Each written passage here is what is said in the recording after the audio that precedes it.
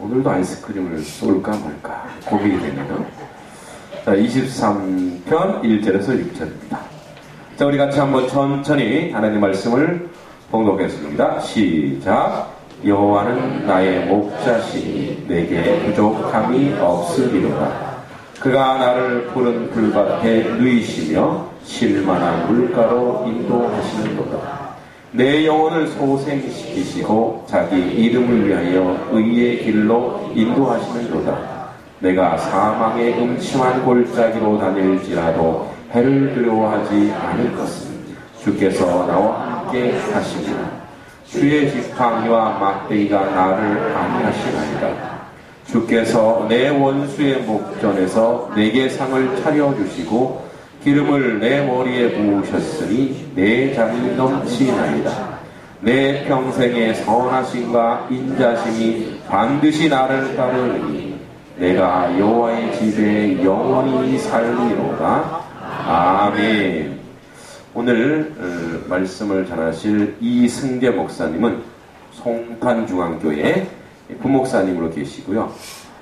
제가 이렇게 말씀을 드려봤더니 신방 전문가시더라고요. 신방을 굉장히 많이 다니십니다. 저도 좀 신방 한 일가견 하는데 저보다 더 하신 것 같습니다. 우리 목사님은 합동측 교회이시고요. 중요한 소개가 있습니다. 이미호 전도사님과 같은 집에 살아요. 이게 그렇게 중요한 거였나? 네. 우리 제목은 여호와는 나의 목자. 우리 목사님 나올 때 아까 우리 성준이가 우 한 것처럼 박수로 목사님을 환영하겠습니다. 목사님을 우리 모시겠습니다.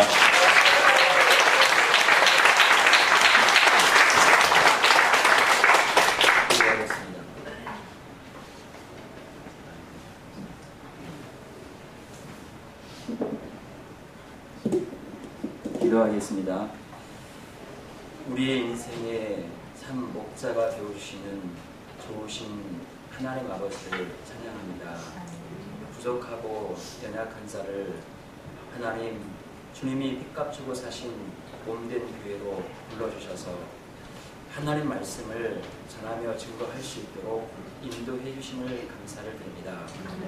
말씀의 주인 되신 하나님께서 우리에게 각자에게 말씀해 주시고 그 말씀이 우리의 심령을 소생케 하는 능력의 말씀 되게 도와주시고 우리의 인생에 빛이 될 수 있도록 역사해 주옵소서.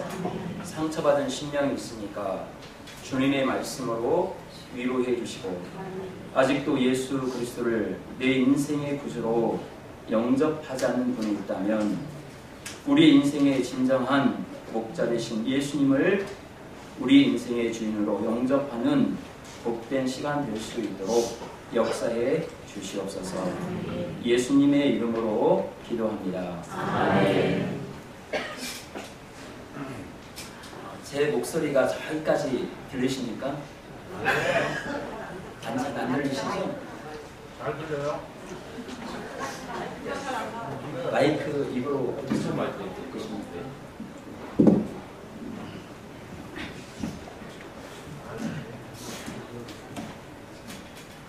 들리시죠? 들리시죠? 잘 들려요? 들리십니까? 예! 안 들리는 것도 없냐?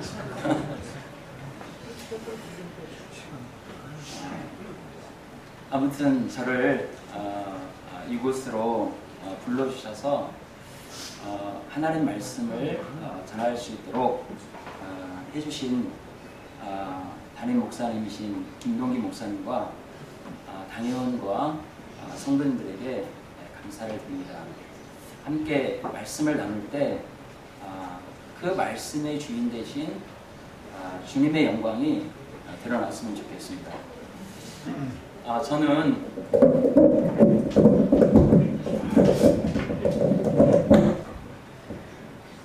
마이크를 들고 해본 적이 없는데 마이크를 들고 설교를 해보겠습니다. 저는 군대 생활을 거제도에서 했습니다. 여러분 거제도가 어딘지 아시죠? 예.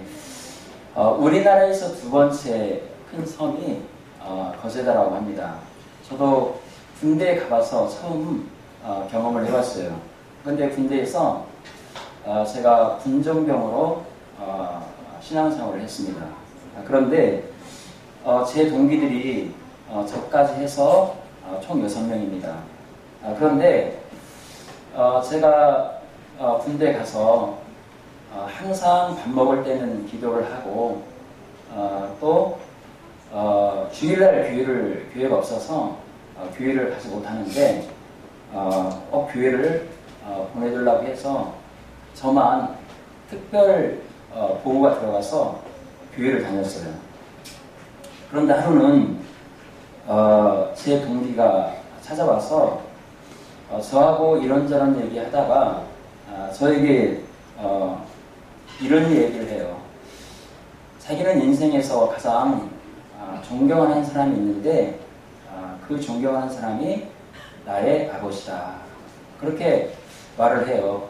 참 그 부모님은 제가 속으로 어떤 마음을 들었냐면 참 행복하겠다. 그런 생각을 가져봤습니다. 어렸을 때는 우리 자녀들이 부모를 따르지만 어느 정도 이성이 자라고 성장하게 되면 부모의 이중적인 모습을 다 보고 있지 않습니까? 그래서 사랑은 하지만 존경한다는 말은 참 쉽지가 않은 것 같아요. 그래서 물어봤어요. 그러면 왜 너희 아버지를 그렇게 존경하느냐? 이렇게 물어봤더니 원래 자기 아버지는 예수님을 믿지 않는 사람이었다고 해요. 그리고 성격이 포악하고 자기의 주장이 아주 강한 사람이었다고 합니다. 자기 어머니는 어렸을 때 처녀 때부터 교회를 다녔는데 시집 오자마자 아버지의 반대에 의해서 교회를 다니지 못한 거예요. 그러다가 자기 어머니가 유방암 사기의 판정을 받게 됐다고 해요. 그래서 도저히 현대의학으로는 치료할 수 없고 수술도 할 수 없는 판정을 받게 된 것입니다.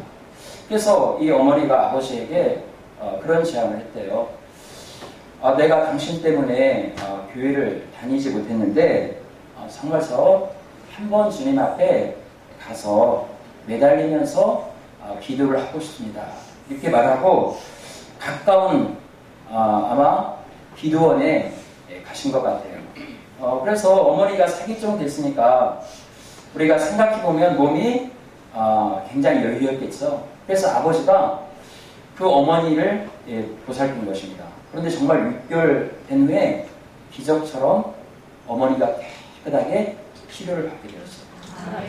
그때부터 아버지가 예수를 믿기 시작하는데 얼마나 잘 믿는지 한 번 약속하면 어떠한 손해가 되더라도 반드시 그 약속은 지킨다고 합니다. 그래서 아버지가 예수 믿고 나니까 꼭 바보가 된 것처럼 생각되는 거예요. 그래서 자기가 고등학교 다닐 때 왜 이렇게 아버지가 젊은 사람들한테 이렇게 바보의 취급을 받고 무시를 당하면서도 그런 행동을 하는가 도저히 이해할 수가 없었다는 것이죠. 그런데 자기가 군대를 오면서 아버지가 자기에게 성경책을 사주면서 오늘 본문 우리가 읽은 것처럼 시편 23편을 적어서 아들에게 주었다고 해요. 내가 가장 즐겨하고 가장 사랑하는 시편 있다면 바로 시편 23편이다. 너도 힘들고 어려울 때면 이 시편 23편을 읽으면서 묵상해 보거라. 그러면 너에게 큰 힘이 되고 위로가 될 것이라고 아버지가 그렇게 주었다는 거예요. 그러면서 자기가 이렇게 말하는 거예요. 우리 아버지는 신행일치의 삶을 살아간다는 것이죠. 그래서 자기는 떳떳하게 말할 수 있다는 거예요. 나는 정말 세상에서 가장 존경하는 인물을 찾는다면 나의 아버지를 뽑는다고 그렇게 말해요. 저 여러분 한번 물어보겠습니다. 우리는 여기 결혼 안 하신 분도 있겠지만 때가 되면 다 결혼하게 되죠. 그리고 또 아마 자녀를 거느리신 분도 계실 것입니다. 여러분 자녀가 나를 평가한다면 어떤 평가를 내리고 있을까요? 참 우리가 그거에 대해서 한번 생각해 볼 점이 참 많습니다. 정말 사랑하면서 내 아버지를 정말 존경하고 있습니까? 우리의 진정한 존경은 하나님의 권위로부터 나오는 것입니다. 여러분이 정말 하나님을 내 인생의 진정한 목자로 믿고 의지하고 따라가면 그 권위가 여러분을 세워주는 것입니다. 오늘 이 청년분들이 나와서 이렇게 기도회를 특별 선정을 하고 주관을 하는데 참 보기가 좋습니다. 저도 대학부 시절이 있고요. 다시 돌아가고 싶다면 대학교 때 시절로 돌아가고 싶어요. 저는 교회하고 학교하고 딱 두 가지만 하고 살았습니다. 그런데요, 오늘 이 본문에서 가장 중요한 단어가 등장한다면 이 목자라는 단어입니다. 예수 안 믿는 사람도 인생에 있어서 다 목자가 있습니다. 특별히 우리는 자본주의의 시대 가운데 살아가죠. 그래서 돈의 가치에 굉장히 물들어 살아가죠. 그래서 사람을 가만히 보면요, 다 얼마짜리가 있어요. 이 사람은 100만 원짜리, 이 사람은 1000만 원짜리, 어떤 사람은 1억짜리가 있고요. 그걸 가장 적나라하게 보여주는 세계가 프로세계죠. 그래서 프로세계는 1000억까지도 뭐냐면 먹여주더라고요. 어떻게 보면 참 비참한 것처럼 느껴지지만 사람은 우리도 모르게 다 등급을 사람들이 매기고 살아가고 있다는 것을 보여주고 있죠. 또 그것이 가장 또 적나라하게 드러나는 것이 어딘지 아십니까? 결혼의 문제죠. 남녀의 결혼을 보게 되면 다 우리 믿는 사람들은 신앙을 본다고 말하고 있지만 그의 깊은 내면의 세계를 들어가 보면 다 등급을 매기고 있습니다.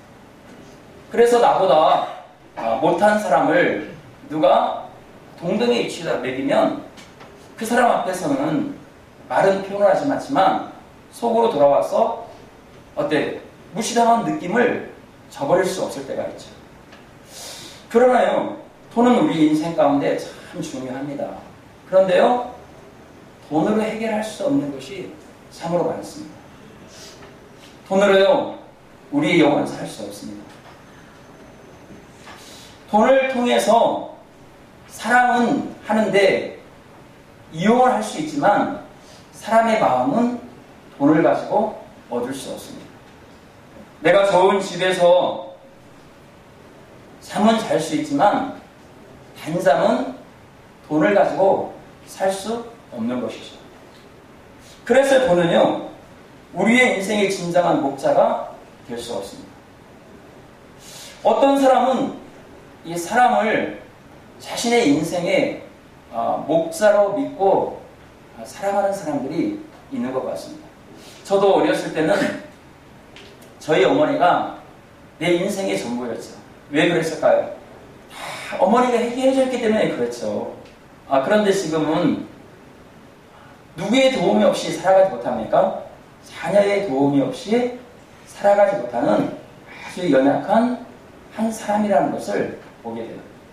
그래서 제가 재수할 때 저희 어머니가 이렇게 시골에서 올라오셔서 우리가 자취하는 방에 같이 주무셨는데 연세가 드시니까 포도 이렇게 보시고 머리에 흰머리가 났을 때 참 눈물이 나더라고요.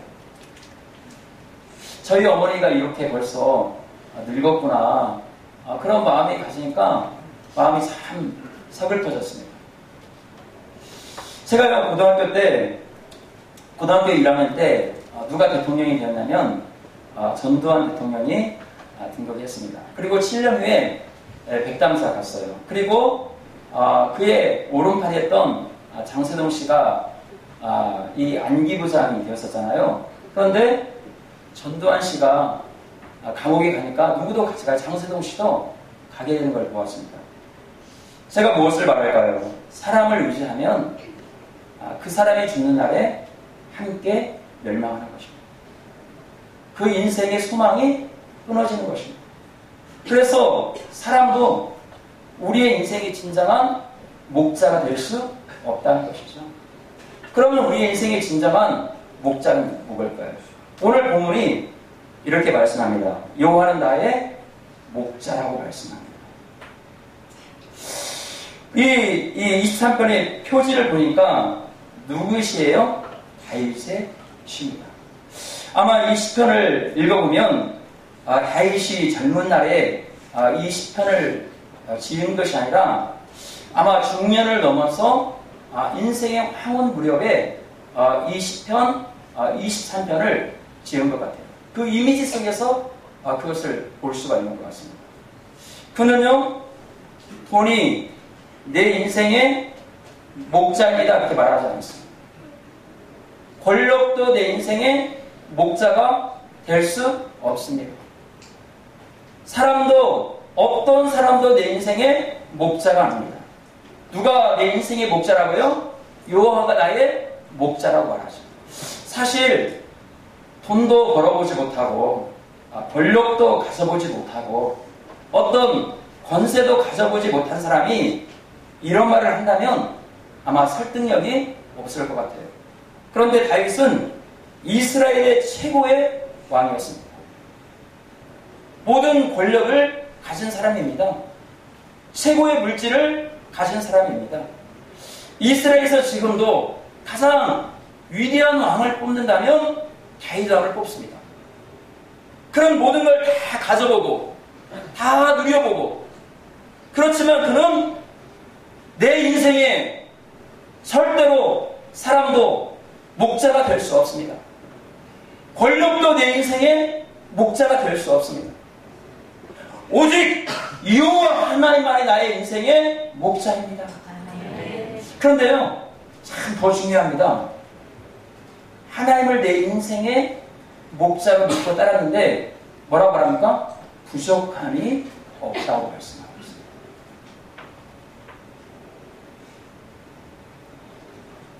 참 그래서요, 하나님은 우리의 인생의 진정한 목자가 되는 거예요.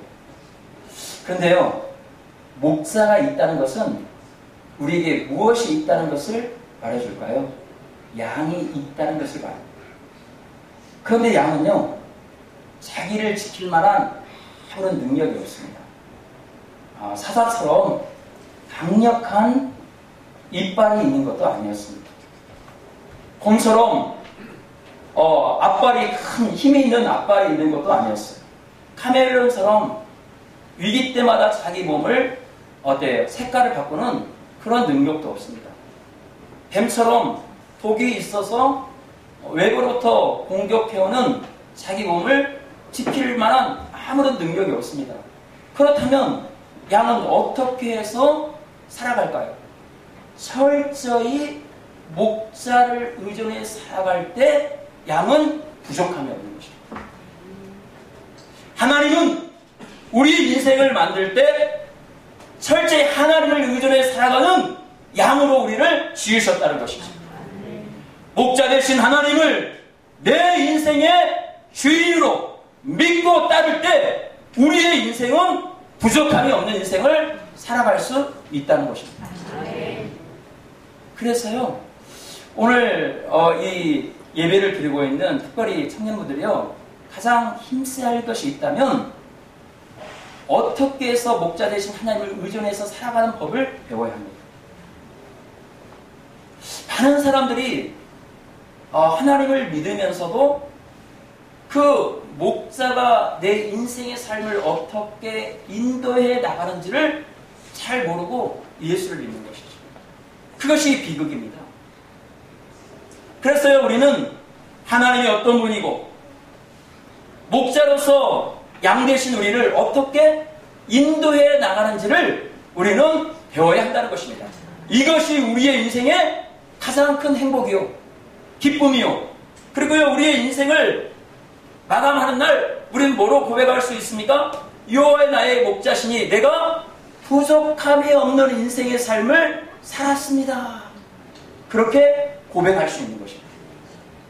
그러면요, 어떻게 목자 되신 하나님께서 우리를 인도하십니까? 2절에 보니까 그가 나를 푸른 풀밭으로 누이신다고 말씀합니다.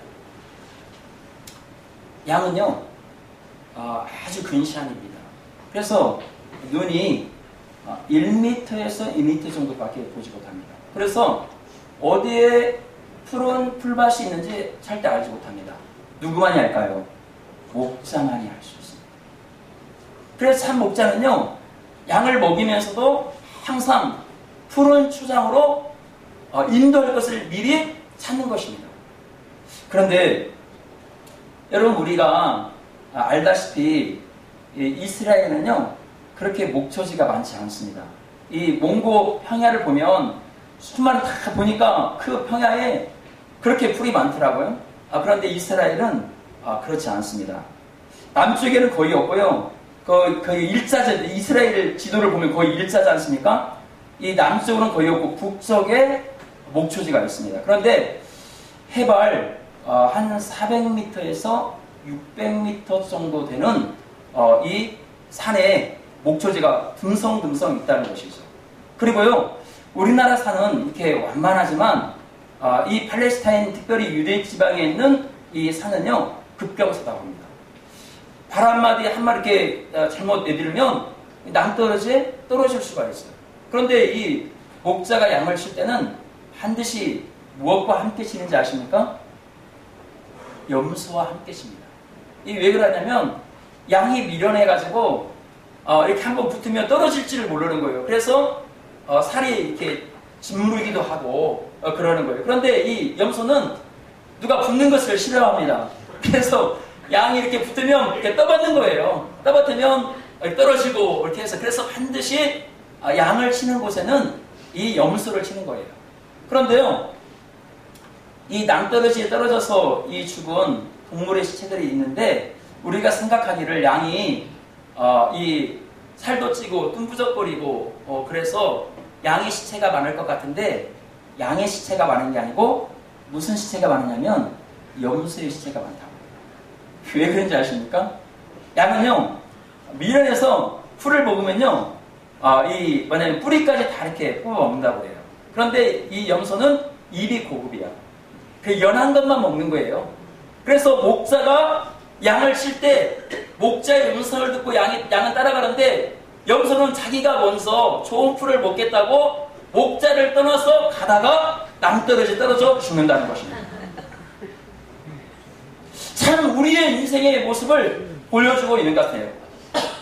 내 힘과 내 능력으로 세상을 이길 수 있다고 뛰쳐나가는 사람이 있어 반드시 올무에 떨어집니다.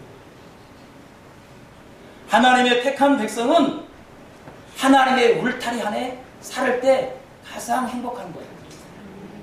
그래서 충분히 목사가 풀을 먹였다 생각하면 이번에는 어디로 데려가냐면, 오늘 보니까 쉴만한 물가로 인도합니다. 이 쉴만한 물가를요, 원어로 풀어보면 잔잔한 물가입니다. 근데요, 이 물을 보면 이렇게 물을 보면 잔잔한 물가가 되려면 참 그러잖아요. 그러니까 흐르는 물이면 목자는 뭐합니까? 목자가 먼저요, 잔잔한 물을, 흐르는 물을 댐을 가지고, 돌을 가지고 막습니다. 그래서 잔잔하게 합니다. 왜 그렇게 하는지 아십니까? 원래 양은요, 물을 두려워합니다. 저는 전라북도 임실군 운암면 이 쌍암리가 제 고향이에요. 제가 서울에서 사역을 한 4년 동안 했는데요, 그 이전까지는 서울에 올라올 일이 거의 없었습니다. 초등학교부터 대학교까지 전주에서 하고요, 군대 생활만 북쪽도 아니고 제일 남쪽에서 해가지고 이 서울은 참 힘들었어요. 그런데요, 저희 동네는 이 섬진강 상류 지역이에요. 그래서 여름에 특별히 6월달 때쯤 되면 이 장마가 시작되잖아요. 장마가 시작되면 운암댐이 있는데 이 댐을 이렇게 방출하지 않으면 논까지도 다 이렇게 물이 차게 됩니다. 여러분 그때 보면 소도 떠내려오고 이 닭도 떠내려오고 이 돼지도 떠내려와요. 근데 이 떠내려가는 이 집이 있잖아요. 부서져가지고 떠내려간 사람들은 굉장히 예타하잖아요. 왜냐면 재산상에 손해가 있지만, 근데 제가 어렸을 때 초등학교 다닐 때 보면 참 장관이에요. 그렇게 멋진 없어요. 참 죄송하지만 제가 봤을 때 그래. 그래서 어렸을 때 한번 좀 물난리가 났으면 좋겠다 속으로 그럴 때도 있었어요.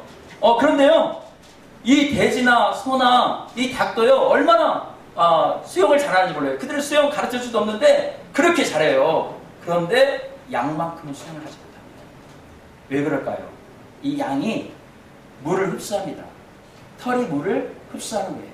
그래서 양은 이 물 속에 들어가면 물이 흡수하니까 어떻게 해요? 빠져 죽잖아요. 그래서 기질적으로 무엇을 무서워하는지 압니까? 물을 무서워합니다. 이 선한 목자는요, 그래서 양의 특성을 알고 있는 거예요. 그래서 흐르는 개울가의 물을 돌을 가지고 다 막아서 물을 잔잔케 합니다. 그리고 누가 먼저 들어간지 아십니까? 목자가 먼저 들어가요. 그래서 가장 안전하다는 사실을 양들에게 각인시킨 다음에 양들을 인도해서 물을 먹이는 것이죠. 하나님이 우리를 인도하실 때 카우보이가 소를 모르는 것처럼 채찍으로 막 강팍하게 때려가지고 우리를 몰지 않았습니다.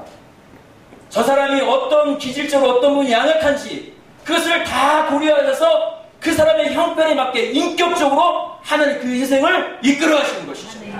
그래서 하나님이 내 인생의 목자가 되시는 거예요. 그래서 철저히 인격적입니다. 제 신학교 갔어요. 구약을 가르치는 김지찬 교수님이 그런 얘기를 해요. 뭐라고 말하냐면, 여기서 나 마지못해서 신학교 갔다고 사람은 손 한번 들어버려요. 한 사람도 안 들어요. 처음에는 그럴 수 있죠. 그런데 하나님께서도 그 사람을 다뤄서 인격적인 승부를 하게 합니다. 그래서 자기가 좋아서 그 길을 가게 만드는 것입니다. 여러분, 하나님 폭군이 아닙니다. 철저히 인격적이십니다.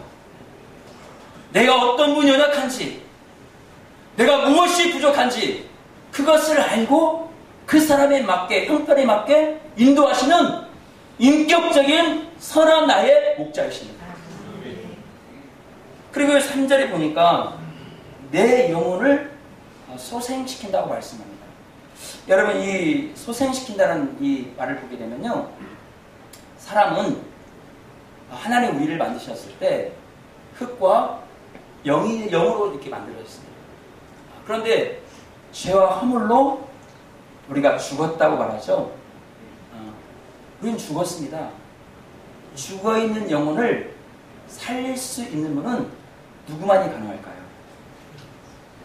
우리를 만드신 창조주만 할 수 있습니다.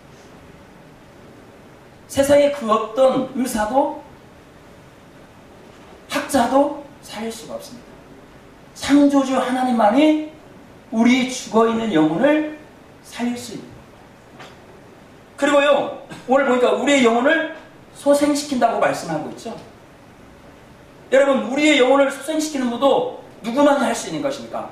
하나님만이 할 수 있는 것입니다. 나의 목자 되신 하나님만이 내 영혼을 소생시킬 수 있는 것입니다. 병원이 영혼인 병들었습니까? 여러분, 그러면 목자 되신 하나님께 와야만 여러분의 영혼이 소생하러 있는 거예요. 세상의 그 어떤 사람도 여러분의 문제를 해결해 줄 수 없습니다. 사실 영혼의 문제는요, 하나님만이 해결할 수 있어요. 말씀 되신 하나님 앞에 나올 때만이 우리의 영혼이 소생되는 역사가 일어나는 것입니다. 여러분, 그 다음에 뭐라고 말합니까? 자기의 이름을 위하여 의의 길로 인도하시는 분이에요. 하나님이요, 우리를 예수 그리스도 안에서 택하시고 불러주셔서 하나님의 자녀로 삼아주셨을 뿐만 아니라 우리를 뭐라고 합니까? 거룩하게 만듭니다. 그런데 오늘날 많은 성도들이요, 구원받은 거기만 머물러 있을 때가 참 많습니다. 그런데 우리의 진정 남은 삶은 성화의 삶입니다.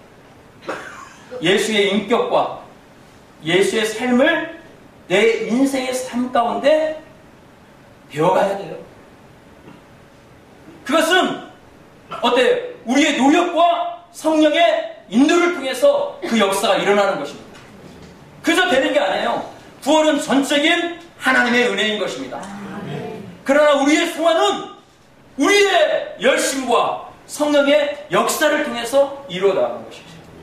그래서 내가 주님을 닮아보고 싶은 거룩한 열정이 있어야 돼요. 열망이 있어야 돼요. 여러분, 그러면서 4절에 이렇게 말합니다. 내가 사망의 음침한 골짜기로 다닐지라도 해를 두려워하지 않을 것은 주께서 나와 함께 하십니다. 제가 2절에서 이 양들이 풀을 먹을 때 해발 이 400m에서 600m라고 그랬죠. 그런데요, 낭떠러지만 있는 게 아닙니다. 이 목자가 양을 푸른 초장으로 인도할 때 사이사이에 웅덩이가 있다고 그래요. 웅덩이가 보통 길이가 폭이 한 2m 정도 되고 깊이가 1m 50 정도가 된다고 해요. 그런데요, 양은 근시 아니기 때문에 어디에 들어갈 수 있습니까? 물에 빠질 수가 있죠. 그리고 낭떠러지에 떨어질 때가 있습니다. 그리고요, 그 당시에는 사자도 있고 곰도 있었죠. 여러분, 그걸 어디서 보여줍니까? 다윗과 골리앗을 싸움할 때 사울 앞에서 다윗이 자기 간증을 합니다. 내가 양을 칠 때 사자들이나 곰이 와가지고 내 양을 도략하려고 할 때 내가 가서 그들을 물리쳤다고 말씀합니다. 아마 그렇게 그 당시, 지금은 이 사자와 곰이 없지 모르지만 아마 이 다윗의 때는 사자도 있었고 곰도 있었죠. 그래서요, 이 목자가 치는 반경 가운데 이 양을 인도할 때는 반드시 목자는 무엇을 가지고 가냐면 지팡이와 이 막대기를 가지고 갑니다. 우리는 성화의 그림 보면 뭐만 봅니까? 지팡이만 있잖아요. 지팡이만 보이잖아요. 그런데 지팡이와 막대기가 있어요. 이 양의 특성에 대해서 이 팔레스타인 쪽에서 가장 심한 욕이 어떤 욕인지 아십니까? 양 같은 놈이라고 해요. 왜 그런지 아세요? 양이 참 더럽습니다. 똥도 묻어있게 털에요. 똥도 묻어있고요. 그래요, 양이. 그리고 고집이 참 셉니다. 그래서 이사야 선지자는 우리에게 이렇게 말했어요. 우리는 다 양 같아서 제 갓길로 가거늘. 그러니까 우리가 사망의 음침한 골짜기로 다닐 때 목자의 반경을 넘어가는 양은 죽습니다. 그래서요, 목자는 다른 길로 가려고 할 때 이 목자는 이 지팡이를 통해 가지고 어디를 가냐면 목을 딱 걸어요. 목을 딱 걸어가지고 이렇게 인도합니다. 그런데요, 그래도 말이 안 듣는 양이 있어요. 여러분 어떻게 할까요? 그럴 때는 막대기를 가지고 양을 때립니다. 미워서 때릴까요? 그러지 않습니다. 양이 죽기 때문에 그렇죠. 우리가 하나님의 인도를 받지 않고 세상 길로 갈 때 하나님 반드시 우리의 인생의 여정 가운데 징계가 있습니다. 징계를 통해서 하나님의 품으로 돌이키는 거예요. 그리고요, 이 막대는 또 다른 역할을 합니다. 사자나 늑대나 또 이 양을 노력하는 도둑질이 올 때 이 선한 목자는 자기의 생명을 내걸고 막대를 가지고 사자도 물리치고 곰도 물리치고 도둑을 물리치는 거예요. 여러분, 하나님의 전능하신 팔에서 우리를 빼앗을 사람이 있을까요? 그 누구도 우리를 하나님의 손에서 빼앗을 수 없는 것입니다. 여러분, 그래서 로마서의 8장 38절에 39절에 사도 바울은 그 사실을 이렇게 말합니다. 내가 확신하노니 사망이나 생명이나 천사들이나 권세자들이나 현재일이나 장래일이나 능력이나 높음이나 깊음이나 다른 아무 피조물이라도 우리를 우리 주 그리스도 예수 안에 있는 하나님의 사랑 안에서 우리를 끊을 수 없느니라. 하나님보다 힘이 센 분이 있습니까? 하나님은 전능하십니다. 하나님은 우주를 만드시고 창조하신 하나님입니다. 그 하나님께서 그의 팔로 우리를 인도하신다면 그 누구도 우리를 해할 수 없다는 것입니다. 여러분, 그래서 요한은 뭐가 될 수 있어요? 나의 목자가 될 수 있는 것이죠. 저희 마지막 6절만 하고요, 설교를 마칠까 합니다. 제가 목사님, 제 안내는요 꼭 30분 안에 끝내라 제가 특별히 연락 받았어요. 목사님 40분까지 하라고 했어요. 조금만 하고 마무리는 해야 할 거 아니겠습니까? 그래서요 제가 6절만 풀이해보고 설교를 마칠 거예요. 다윗이 젊은 날부터 어머니 뱃속에서부터 하나님을 알고 평생을 하나님을 따라다니었어요. 그랬더니 하나님이 어떤 분이라는 말이에요? 선하신 분이라는 말이에요. 이 선하시다는 말은요, 창세기 1장에 나오는 단어입니다. 토부라는 단어입니다. 하나님이 첫째 날 어때요? 만드시고 그 다음에 뭐랍니까? 보기에 좋았더라. 또 둘째 날 만드시고 보기에 좋았더라. 바로 그 말이에요. 이 토부란 말. 다윗은요 자기가 왕이 되고 싶은 것 자기 계획이 없었습니다. 전적인 누구의 인도하심입니까? 하나님의 인도하심이었어요. 그런 다윗과의 싸움에서도 하나님의 영광이 훼손되니까 그 영광을 보여주기 위해서 나갔었잖아요. 여러분, 그래서 승리하게 됩니다. 승리하고 나와서 이스라엘 여인들이 이렇게 고백합니다. 다윗이 죽인 사람은 만만이요, 사울이 죽인 사람은 천천히라. 여러분, 그 말을 듣자 어때요? 사울이 시기하게 되는 것이죠. 여러분, 그때부터 다울은 죽음의 순간을 여러 번 넘겼습니다. 여러분, 그때마다 하나님의 그 선하신 손길을 경험하게 된 것입니다. 그래서 우리가 나된 것은 오직 하나님의 은혜라고 말하잖아요. 하나님이 다윗을 향한 선한 계획을 가지시고, 그리고 그 계획을 누가 이루신다는 걸 깨달았어요? 하나님이 그를 지키시고 인도하는 사실을 경험하게 되자 그는 어때요? 하나님은 내 인생의 진정한 선하신 분이라는 걸 깨닫게 되는 것이죠. 그리고 인자라는 단어입니다. 이 인자라는 단어는요, 긍휼이 풍성하신 하나님의 사랑을 인자라고 말합니다. 여러분, 다윗이 우리가 알지만 하나님 마음에 합한 사람이라고 말합니다. 그런데요, 다윗이 어떤 일을 했습니까? 나무의 아내를 강탈에다가 그 사람을 죽이고 자기 아내를 삼았잖아요. 도저히 있을 수 없는 일을 했잖아요. 하나님은 그럼에도 불구하고 그에게 긍휼을 베풀어 주시고 그를 어때요? 위대한 왕으로 만들어줬어요. 그걸 표현하면 뭐라고 표현했어요? 그리스도의 하나님의 긍휼하신 사랑으로만 표현할 수밖에 없는 것이죠. 여러분, 내가 오늘 이 자리에 있는 것 여러분 잘나서 왔습니까? 능력이 있어서 이 자리에 있습니까? 그렇지 않습니다.